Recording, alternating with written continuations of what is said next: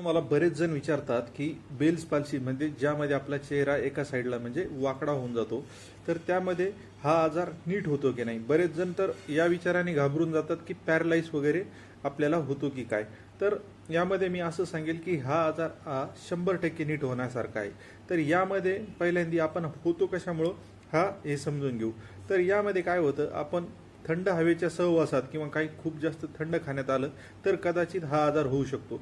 100% perfect असं याचं कारण अजून पण माहीत नाही की हा आजार होतो कशामुळं. जर आपण फिजिओथेरपीने जर याचं स्टिम्युलेशन वगैरे जर घेतलं तर 30 दिवसामध्ये जो आजार बरा होतो तो कमीत कमी 15 ते 20 दिवसामध्ये नीट होऊ शकतो. पर्सन टू पर्सन प्रत्येकामध्ये डिफरंट आहे की कोणाला किती कालावधी, कोणाला 2 महिने, कोणाला 3 ते 6 महिने पण लागू शकतात.